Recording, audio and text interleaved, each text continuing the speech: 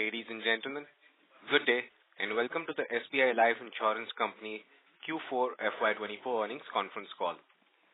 As a reminder, all participant lines will be in the listen-only mode and there will be an opportunity for you to ask questions after the presentation concludes. Should you need assistance during the conference call, please signal an operator by pressing star then 0 on your touchtone phone. Please note that this conference is being recorded. I now hand the conference over to Mr. Amit Jingran, MD and CEO, SBI Life Insurance. Thank you, and over to you, sir. Good evening, all. We from SBI Life Insurance Company Limited welcome you all to the results update call of the company for year ended March 31st, 2024. We appreciate and thank you wholeheartedly for your time this evening. Update on our financial results can be accessed on our website as well as on the website of both the stock exchanges. Along with me present here today are Mr. S. Veeraraghavan, Deputy CEO, Shri Sangramjit Sarangi, President and CFO, Abhijit Gulanikar, President, Business Strategy, Subhendu Bal, Chief Actuary and Chief Risk Officer, Mr. Pritesh Chaubey, Appointed Actuary, and Ms. Smita Verma, Senior Vice President, Finance and Investor Relations. We are pleased to inform you that we have successfully maintained the new business thrust and have again delivered enduring performance in this year as well, and we continue to be the market leader across individual and total business. We have sold highest number of policies in the industry. This aligns with regulators' objective of insurance for all and our goal of broadening our customer reach through our customer-centric product offering. The performance of the company demonstrates our distribution strength and expansive outreach to the customers in cost-efficient manner. Our commitment is to deliver sustainable long-term returns and a holistic growth for all our stakeholders. During the financial year 2024, we continue to remain focused on growing our business at sustainable rate, offering varied products in our basket to align with the customer demand, creating a balanced distribution mix, and maintaining a best-in-class cost ratio and persistency levels. Let me give you some key highlights for the financial year 2024. New business premium registered a growth of 29% over previous year and stands at rupees 382.4 billion and maintained private market leadership with share of 24.6%. Individual new business premium stands at rupees 238.3 billion with a strong growth of 14% and a private market share of 25.8%. Gross written premium stands at rupees 814.3 billion with a growth of 21%. Protection new business premium grew by 15% to rupees 41.7 billion. Profit after tax stands at rupees 18.9 billion with 10% growth over last year. Value of new business stands at rupees 55.5 billion, registering a growth of 9% over last year. VONB margin stands at 28.1% for year ended March 31st, 2024. Embedded value stands at rupees 582.6 billion, registering a growth of 27% over rupees 460.4 billion in March 2023. Embedded value operating earning stands at rupees 100.5 billion with a growth of 11% and operating return on embedded value stands at 21.8%. Assets under management grew by 27% to rupees 3,889.2 billion. Robust solvency margin of 1.96 as against the regulatory requirement of 1.50. Customer satisfaction is at the heart of our operations. We constantly strive to exceed expectation and enhance the overall experience for our policyholders. The improvement in our Net Promoter Score reflects the growing trust and satisfaction among our customers, highlighting our dedication to their financial well-being. It gives me immense pleasure to say that we have recorded NPS score of 72 in the current year as against 59 in previous year. We will now update you on each of the key elements in details. Let me start with premium. Individual new business has grown to rupees 238.3 billion with a year-on-year growth of 14%.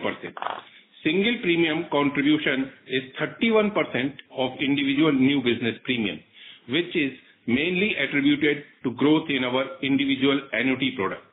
If we exclude the annuity business, single premium contributes 12% of individual business. The company gained in private market share by 149 basis points to 25.8% and industry market share by 144 basis points to 15.9%.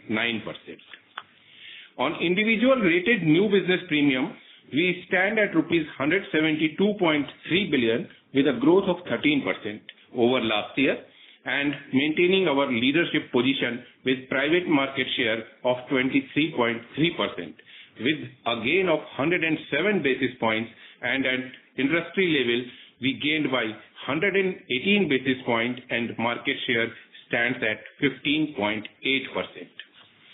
Also, group new business premium stands at rupees 144.1 billion with contribution of 38% in new business premium and a tremendous growth of 66% over last year. The company gained in private market share by 635 basis points to 22.8%. Having said that, we have collected total new business premium of rupees 382.4 billion, registering private market share of 24.6% with a gain of 326 basis points, and at industry level we gained 213 basis points with a market share standing at 10.1%. Renewal premium grew by 14% to rupees 431.9 billion, which accounts for 53% of the gross written premium. To sum up, gross written premium stands at rupees 814.3 billion with a growth of 21% over previous year. In terms of APE, premium stands at rupees 197.2 billion, registering a growth of 17%. Out of this, individual APE stands at rupees 174 billion with growth of 13%. During the year ended March 31st, 2024, total 22.6 lakh new policies were issued. This reflects the company's intent to increase the penetration and achieve holistic growth. The company is aligned with the regulator's vision of insurance for all and will continue to focus on various reforms enabling deeper penetration of the life insurance industry.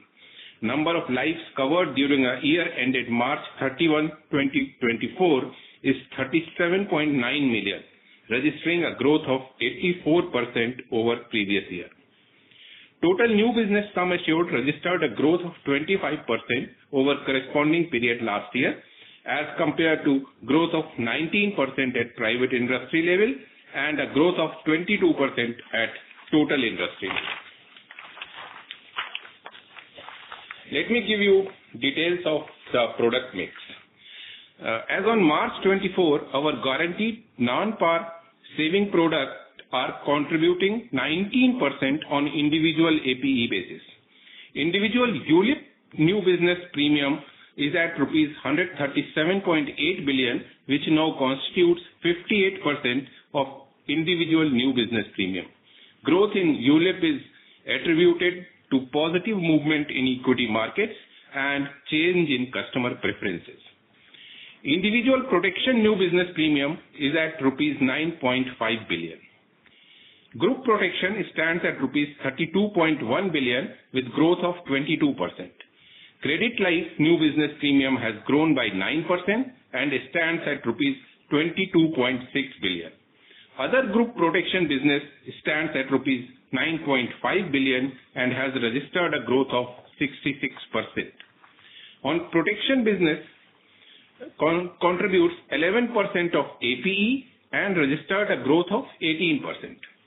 Annuity business is rupees 60.2 billion and contributes 16% of new business premium. Under annuity, the company is offering immediate as well as deferred annuity options.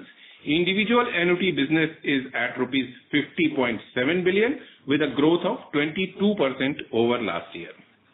Total annuity and pension new business underwritten by the company is rupees 89.3 billion, registering growth of 6% over last year.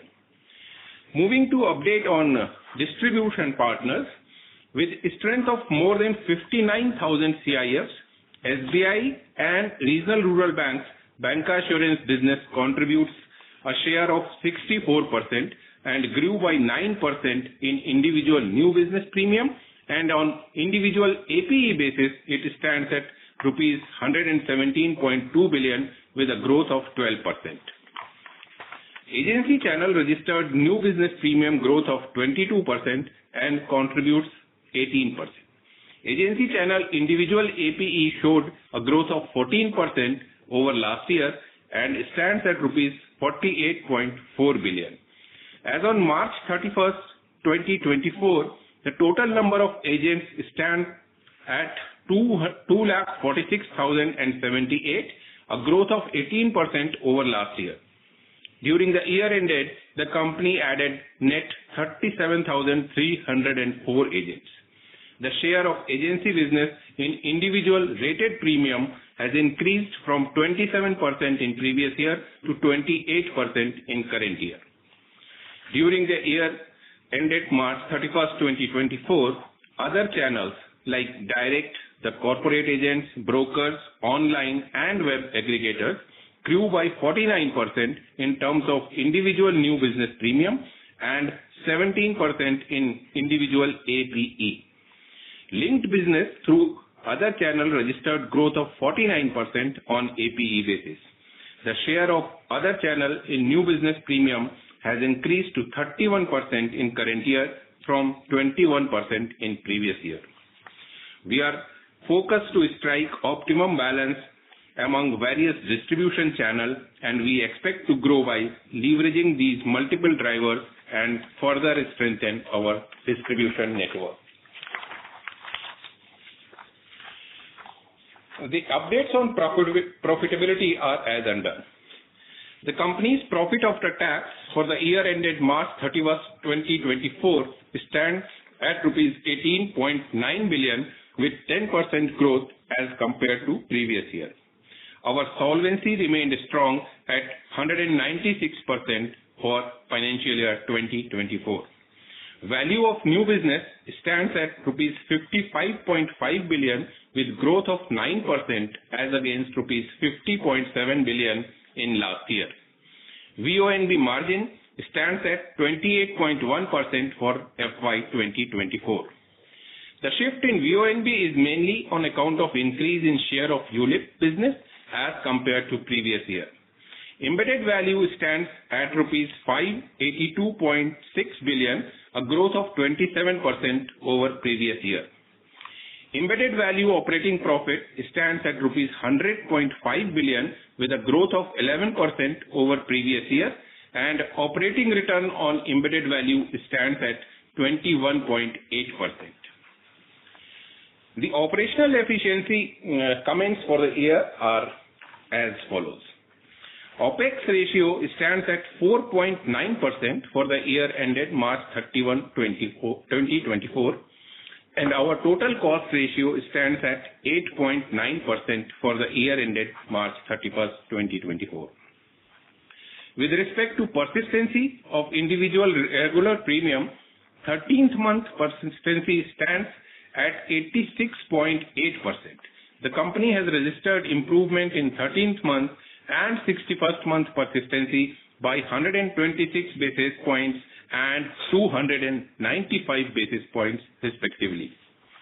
As mentioned in my opening remarks, assets under management stand at rupees 3.89 trillion as at March 31, 2024, having growth of 27% as compared to March 31st, 2023. Death claim settlement ratio stands at 99.2%. The company has registered an improvement of 78 basis points over last year. We are committed to delivering need-based solution that addresses the ever-evolving customer needs based on customer profile, life stage, and goal prioritization. The company continues efficient usage of technology for simplification of processes, with 99% of the individual proposals being submitted digitally. 45% of individual proposals are processed through automated underwriting. To conclude, we will continue to focus on long-term sustainable profitable growth, enhanced automation and digitalization to ensure customer satisfaction in the long run, along with great value to all our stakeholders.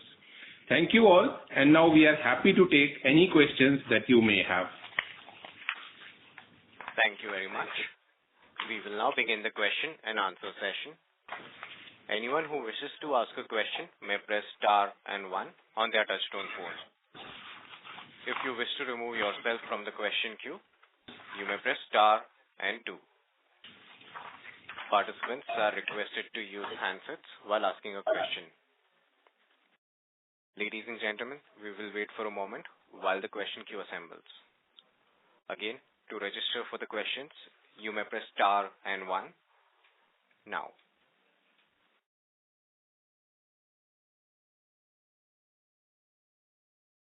Our first question is from the line of Madhukar Ladha from Nuvama Wealth. Please go ahead. Hi, congratulations on a good performance. I have a couple of questions. I'm just looking at the EV movement, and there's a very big release in the mortality morbidity, right, in operating variance. So can you explain what really helps that? And we've seen 2 years of good reserve releases over there.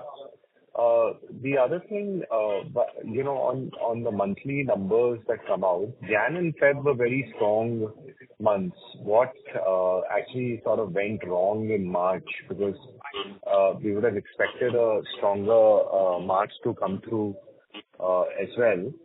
And can you also comment a little bit about, product level margins?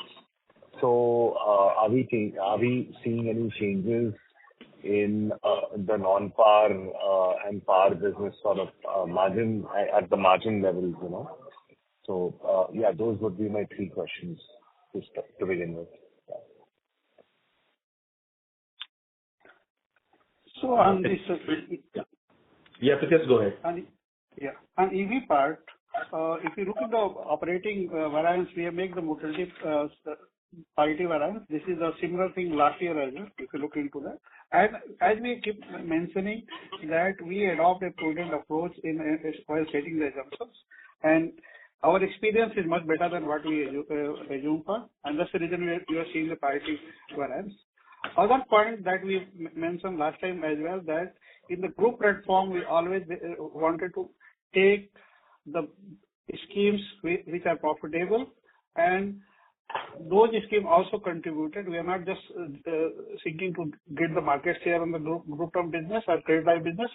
So both the places you are seeing have mortality variance coming into. On the product level margin, I think we don't disclose on the product level, but I can say you that each and every time we review our product in terms of movement in the interest rate and all other experience. And within the product, we try to optimize the value, both in terms of the margin for the shareholder, as well as the better return and better offering to the policyholder as well. And some of the things like we keep adopting the segmented approach in terms of the product offering. So different segments have different experience, and we try to reflect those segmental experience in our product offering, and that's also helping to get the margin enhancement. We last quarter we launched 2 pure TRP product for segment, higher segment, which is 25 lakhs and above, just to get a very attractive attraction in the market, and that's also helping enhancing our margin. And we expect this is going to be further enhance our margin on that level. So, if I get you correctly, the mortality morbidity releases are more from the group business than from the retail protection business. This is all across all, because it's a reflect of our composition of existing business. So not coming specific for any particular line. It keep coming from the across all the line, including protection, including unit link, or even traditional product as well. Because we keep selling traditional individual TROP. So all prospective, we are getting this parity variance on that. Okay, but would it be more from the group business? Any sense on the contribution? I don't think this is especially coming from the group business. I think overall basis is coming from. Overall. Okay, understood. Got it. Thank you. Thank you. Our next question is from the line of Prayesh Jain from Motilal Oswal. Please go ahead. Yeah, hi, and congratulations on a good set of numbers. Just, could you repeat the point on the VNB margins? What has contributed to improvement in margins? No, we are not saying that what has contributed in margin. I think our margin has, if you look into the last March to this March, there's a reduction in the margin, basically on account of product mix. If you look into the December to this December, our margin is stand at the same level. So what we try to explain in the earlier question, we're asking for opportunity on the product level margin. We say that we always optimize these things on the segmented approach, reflect the experience of that segment. And within the product line, there is a lot of opportunity to optimize the value, both from the customer as well as the shareholder in terms of margin.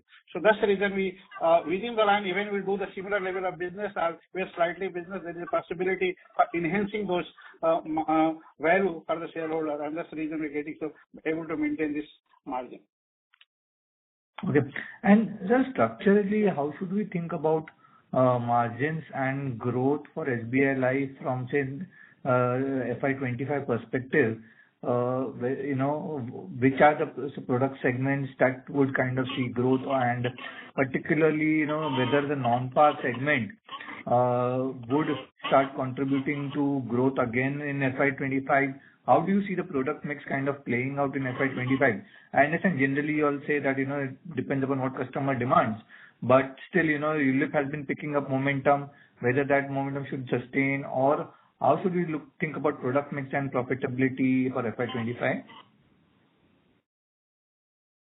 If you look at the product mix, and you yourself said that ULIP was flavor of the season last year, which you very well understand was coming from the very good performance of the stock market.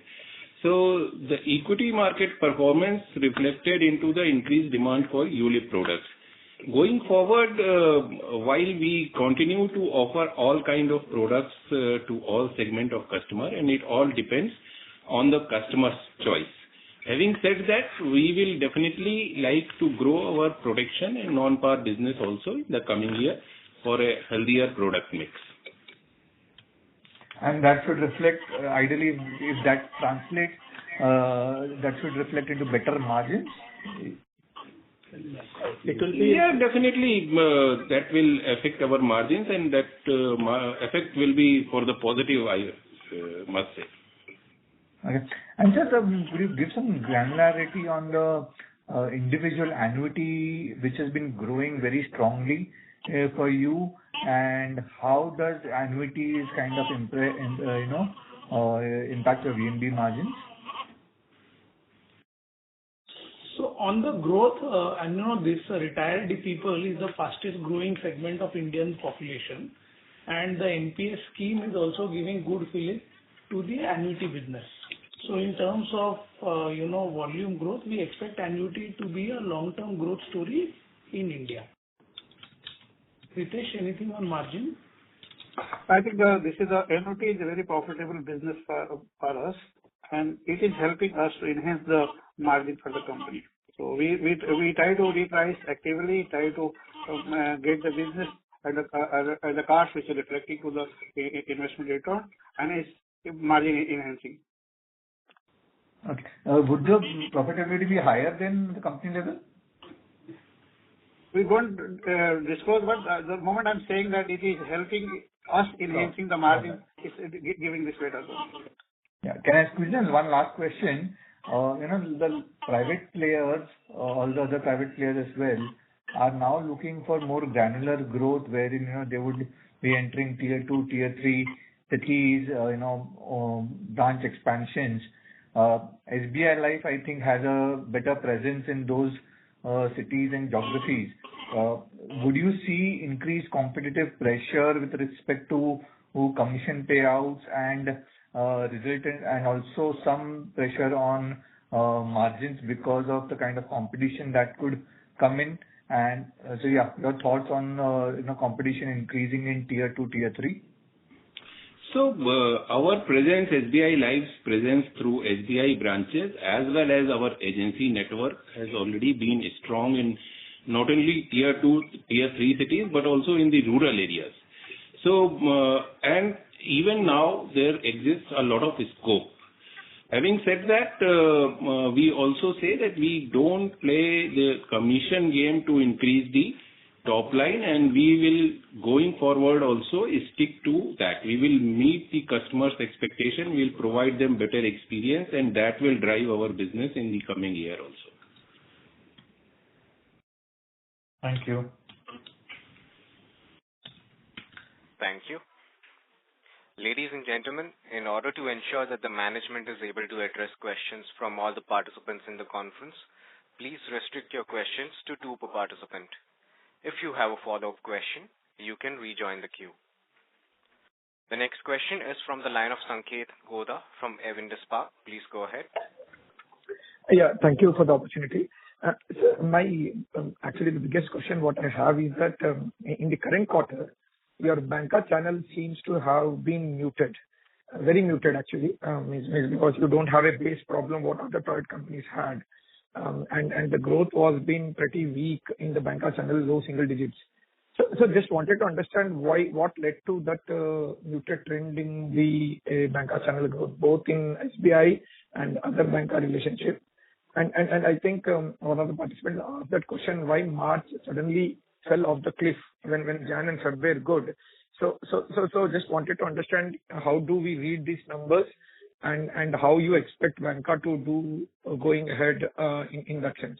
That's my first question. Maybe after you answer that, I might squeeze in one more.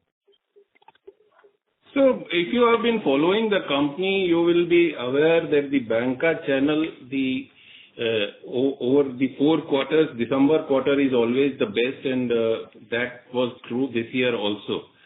Last year also the banker channel after December performance, this is the seasonality of the company and the banker channel, which reflected in this month also. As far as March month is concerned, the industry figure, if you consider, then our performance vis-a-vis industry has been at satisfactory level. The industry is muted in the month of March. We understand that point, but other players had that problem of high ticket policies of a bigger base. We did not have that problem, but still the growth was pretty. I mean, honestly, no one in the street would have expected a negative growth in the month of March for SBI Life. So just wanted to read that in conjunction with the lower banker growth. So anything to read there that the SBI that intentionally slowed down or some diktat came from somewhere which led to that muted growth is the whole point which I want to conclude. Nothing like SBI slowing down or anything. Month-on-month number, I think the quarter number, if you compare, they will be better. We had a 6% growth over the quarter over last year. So there is nothing like that SBI is slowing down or something, but we'll continue to, SBI is our parent, and we'll continue to have a strong relationship with that banker channel. Okay, sir. Fine. I mean, because the reason I'm asking is that others, which is nothing but your other PSU bank relationships, that has been also muted at 8% for the quarter year on year. Means that actually do sequentially very well. So again, And sorry for hopping that point, whether banca has some kind of a stress, especially PSU bank, from a growth point of view. No, banca is a very strong channel, and we should not read too much about one quarter's performance. It's a long story. Okay. Means you're confident that the next quarter growth will be more than 15%, for the next year growth will be more than 15%, or you still want to continue maintain that guidance of 20% growth? So as of now, we are not putting any number for the current quarter growth, but our long-term growth targets and our CAGR, we will definitely like to maintain. Okay, sir. So the next one more question just on the protection business. Your individual protection was muted for the entire year. Credit life was also muted. Individual protection declined 5%. Credit life just grew by single digit 9%. But large part of the growth came from GTL, which grew 67%.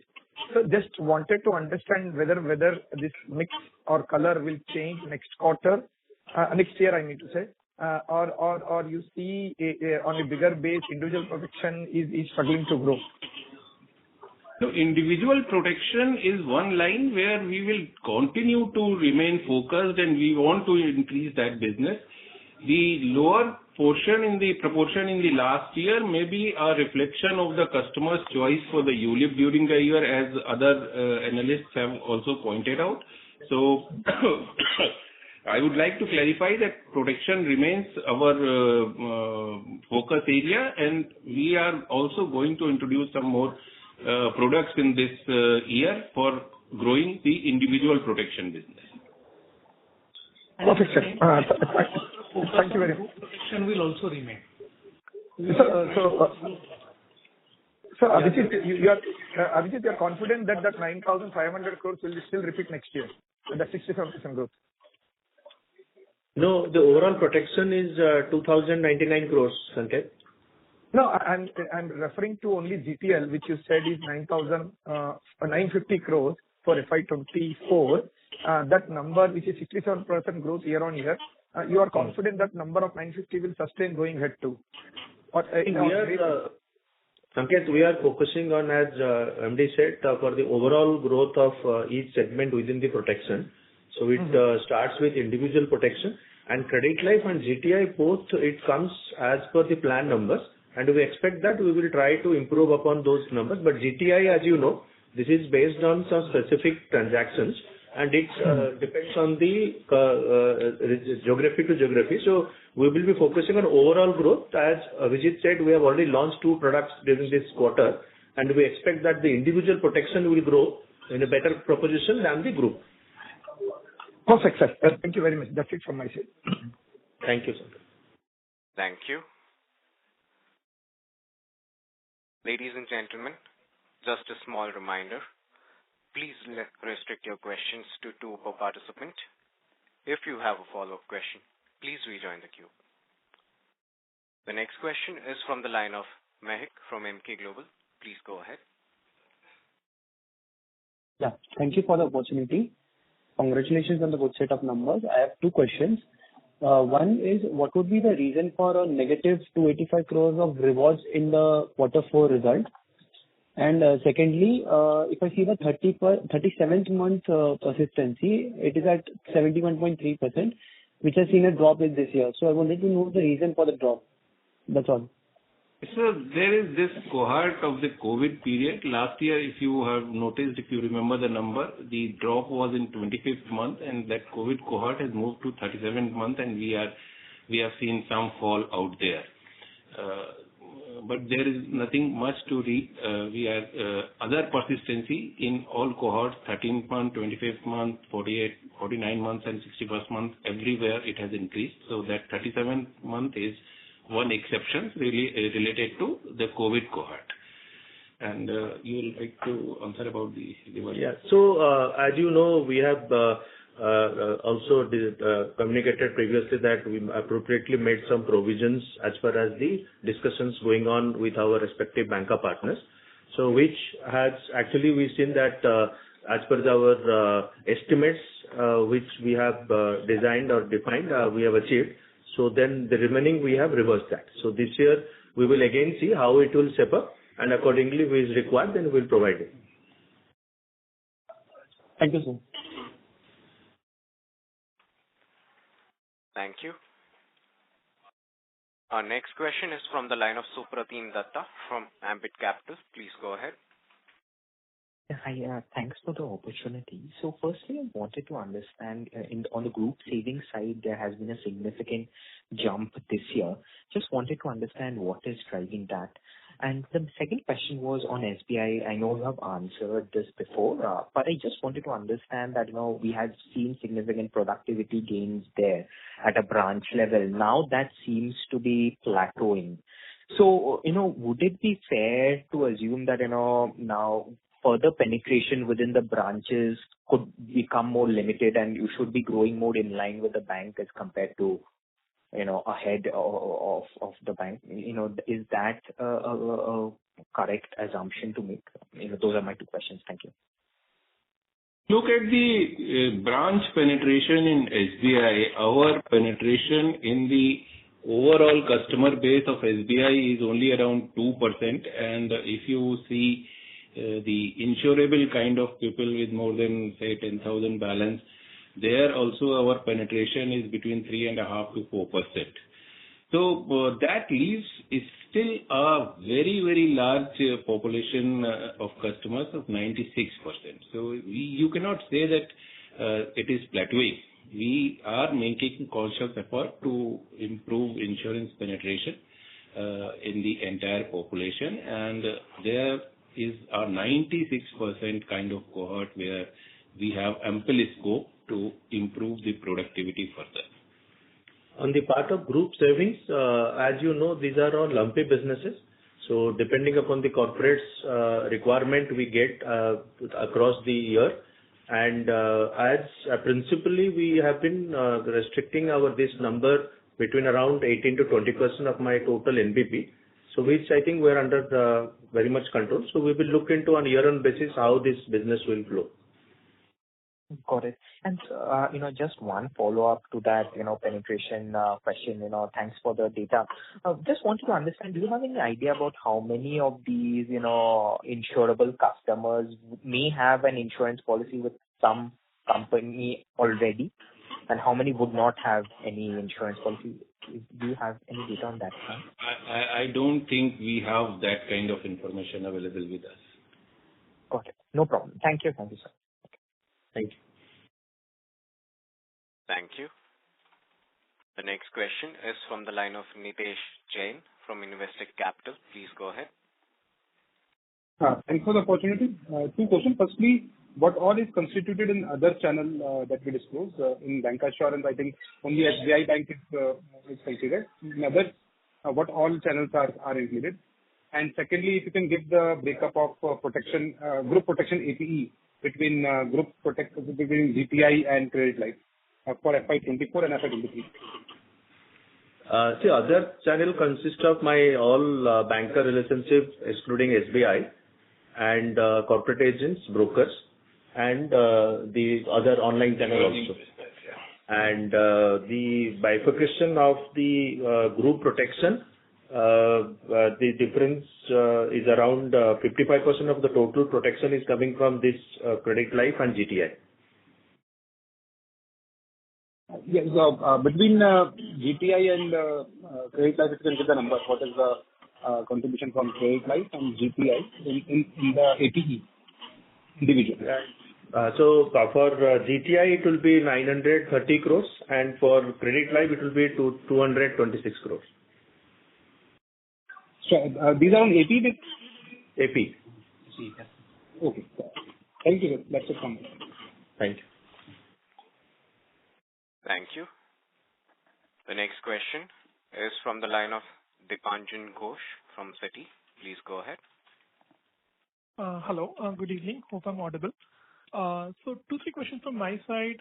First, a data keeping question. If you can split your expected return on the existing business in your EV walk between the unwinding at the reference rate and the unwinding on real world excess return. I assume you used to report it historically. Second, on this other channels, which has been the non-SBI, non-agency channel, which has been reporting quite a strong growth. I just wanted to get some sense of how do you think of the payouts shaping up at these counters once you start expanding at a very fast pace at some of these counters. And lastly, on the margin front, let's say next year when ULIPs, for example, let's say were to compress, do you see competitive pressure rising in some of the other channels in terms of the pricing pressure that maybe your competitors are willing to offer? So is there a risk to your product level margins? So those were my three questions. Pritesh? Yeah. So on this EV, basically expected return perspective, we don't have that right readily available this number. So we need to reflect that. I think to be fair, comparable to the market, we have used that. I think it's a RFR, you know, what is yields are coming from, and then expected. If you look at the total basis point return, is more or less similar as last year. So it is coming on that perspective. And the margin perspective, I don't think much pressure will come on anyone launching the product at all. We try to be reviewing and actively repricing our products. So our endeavor used to be that we keep mentioning that to either to maintain the margin or try to enhance those margins. So we don't see any stress coming on those product level margin. And on the partners, even this year we have some agreements with our partners for which we had made provision. So next year also we will have some parameter-based numbers. So we don't see any significant pressure coming from that side.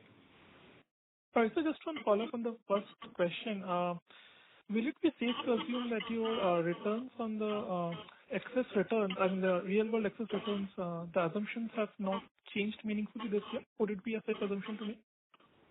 Yeah, it is. That we are mentioning is not changed much because as we mentioning the expected return, basically look into your blended return that we expected depending on your asset mix for existing portfolio and what you expected in the future.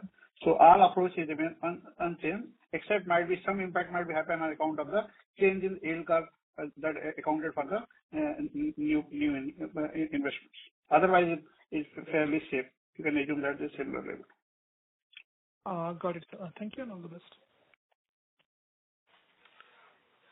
Thank you. The next question is from the line of Neeraj Toshniwal from UBS India. Please go ahead. Yeah, hi, sir. Congrats on good say. Wanted to understand again on the product level margin, are we seeing improvement in any of the product level margin? Because given we were ULIP heavy, still we have managed to deliver decent say. And would this mean that this will become a base margin going ahead? You can see further improvement with the mix improving in FY25? I think, yes, there is a improvement in the margin within the line of business. So that's also helping us both on the even the non-par or protection side. Even with that, we mentioned that we launched protection product where margin is slightly higher than what it used to be earlier. So we continue reviewing that. So we'll see the enhancement coming from. And if you summarize that, if you able to get the better product mix from the current level that we are aiming from, I think there will be upside from the current level rather than any downside.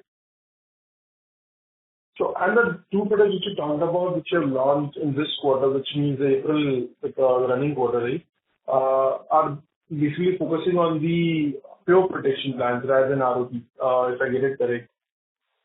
No, this is the two plan that we have launched in Jan. It is mostly on the TROP, the higher segment level with 25 lakhs and above. And we are in the process of reviewing this and coming forward with the pure protection product as well. As your MD also mentioned, that objective is to continue to focus on protection. So we will be continuing reviewing the portfolio and coming out of the other products. 2 or 3 products are already in pipeline in the protection side. Sure, sir. Thank you so much. Thank you. Our next question is from the line of Anurag Mantri from Oxbow. Please go ahead. Yeah, hi. Just one question from my side. So the total number of policies, the individual number of policies in FY24, based on the IRDA data, has grown only 3% this year. This used to be like mid double digit last 2 years. So anything specific to understand from this? See, overall, we have been growing in a better shape as far as the number of policies are concerned in the last few years. This year, our improvement over the ticket size has shown a growth over the number of policies. And we have anticipated a better number in our non-par portfolio, which is consisting of both protection and non-par guaranteed savings, which has not come up as you have seen from the numbers. But we expect that this will correct in the coming years because, as already mentioned, we are focusing on the product mix which will go towards non-ULIP. So the number of policies will also enhance in the coming years. Got it. Thanks. Thank you. The next question is from the line of Aditi Joshi from JP Morgan. Please go ahead. Yes, thank you for taking my question. My first question is on the economic assumption change. So when I compare this economic assumption change, the impact of this in the embedded value movement versus the NBV movement, the economic assumption change is positive for EV, whereas negative for VONB. So can you please help explain this difference? And just a related one, that before you change your assumptions, how many years of experience you observe, as in last 2 to 3 years or 5 years, before you think that it's time to make the changes in the assumptions? And my second question is related to the growth differential between tier 2, tier 3, and tier 1 cities. So if you are able to share some growth numbers, as in where the growth is higher in NBV, is it higher in tier 1 or as compared to tier 2 or tier 3, or vice versa? Yeah, that's all. Thank you.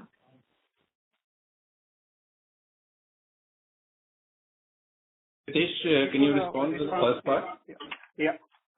So I respond to two questions on the perspective. When we set the assumptions, we do look into the historic experience, we look into the trend, and in terms of the trend, we look into the 5-year trend, 3-year trend, and objective is to look into what is the emerging trend, and all our assumptions reflecting to the emerging trend to reflect the demographic assumption.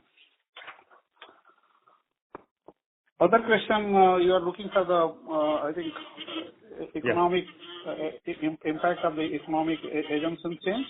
So when we look into this impact, when we go to the EV, it's a reflect of the existing book, and that's changed from the point to the point. So if you look at the March changes, yield curve by 31st March 23 to the 34. When you look at the VNB perspective, is the average, and that's reflect of the new business compositions.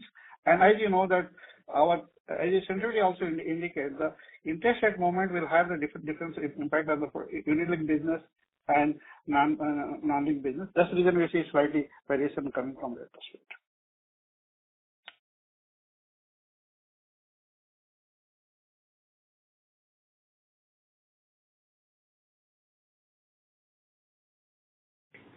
In terms of growth, it is more not tier 1, tier 3. It is more state and other customer segment growth which has varied. We've not seen any significant difference between growth of tier 3 times compared to tier 1 times. There is no pattern that we can see there. Okay, just one follow-up on the experience. I think I remember just one of your peers, they observed the last 2 years' experience before making any changes to the assumption. So is it last 2 years experience for you as well, or you wait for more years before changing any assumptions? So we do take some longer period to ensure that the experience that we are going to use for assumption stating is credible enough. Now, credible enough will also depend on the exposure of those line of business or this modality, as we said that. But our view is not to make year-on-year changes. Our view is to make an assumption which is sustainable for longer period of time, and it's, to some extent, is a prudence in this. And second point, just to add to your question on this, when you look at economic assumption, EV and other part is, if you read this chart, the economic assumption for EV is not only economic assumption, it also includes most of the economic variance, and most of the things are coming on account of economic variance. That you expect actual return is much more than what you expected in the yield curve. Mm-hmm. Okay, got it. Thank you so much. Thank you. Our next question is from the line of Anirudh Shetty from Solidarity Advisors Private Limited. Please go ahead. Thanks for the opportunity. So my first question is around the GTI business. You shared the API figure for FY24. Could you share that for FY23 as well?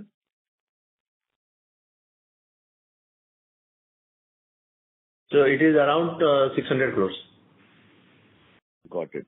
And so this business, while we're calculating our, VNB for this, do we assume it to be a yearly sort of business, or do we also make an assumption that, the business could get renewed, and so we kind of take it on a more multi-year type of recognition? Because this is a yearly renewable business and this is a very lumpy business. This year it is with you. Next year might be gone to other things. And particularly as a company, we try to acquire and renew the business on a profitable term things. So we always assume this is for 1 year business.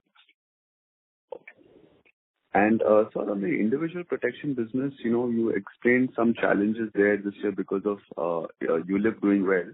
But aren't the products serving very, very different needs?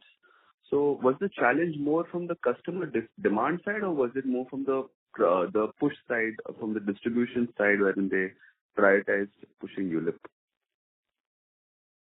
So there is no change from the push side. We want to offer all our products to all our customers, and we provide all solutions for every life stage cycle of the customer. It is customer's choice, and as I told earlier also in response to some other question, this year the flavor was ULIP because of excellent performance of the stock market. So people preferred and were attracted to the equity returns. The kitty of investable surplus with the people is same. So if they are preferring ULIP, obviously the other line of business, the share goes down.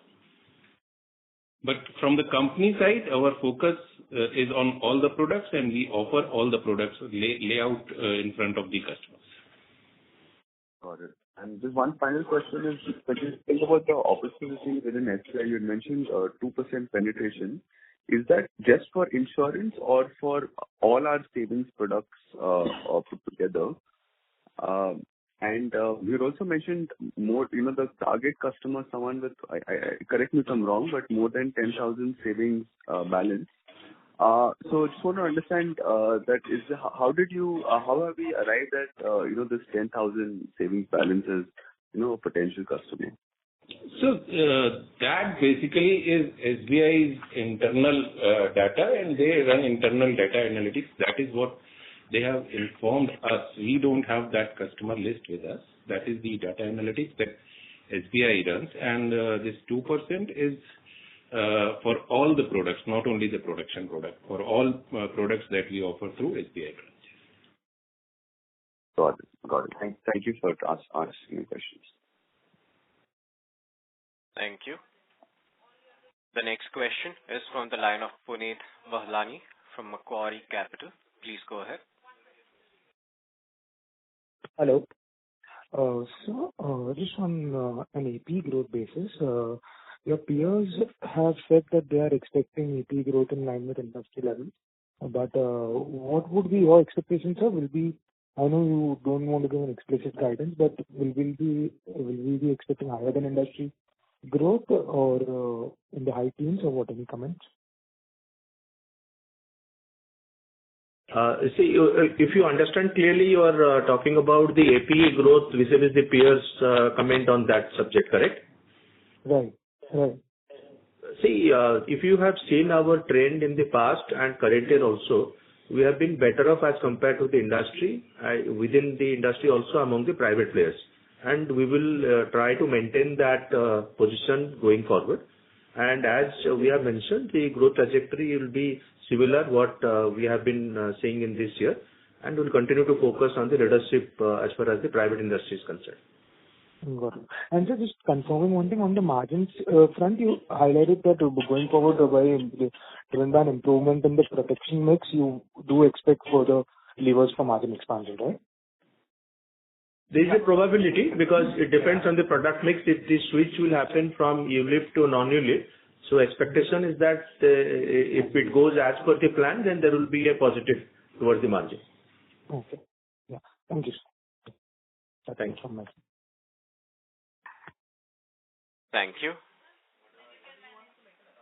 The next question is from the line of Roshan Chatki from ICICI Prudential.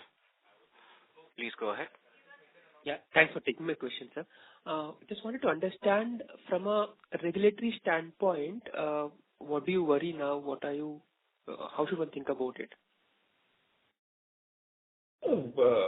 I think worry is the wrong word. Our regulator, the sector regulator, is very active, and the regulator is taking all the right steps for improving the insurance penetration, overall sum assured, taking care of long-term, short-term customers, everybody. So we don't feel any challenge. The regulator is working for the customer satisfaction, and the company's policy fully aligns with the regulator's policy.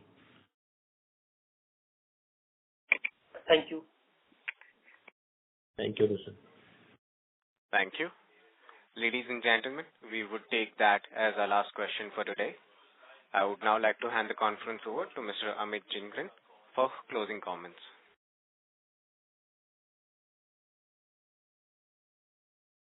So, thank you very much, everybody who was here, and we had very fruitful discussions and the insights into the industry. I thank you again for all the time and all the carries.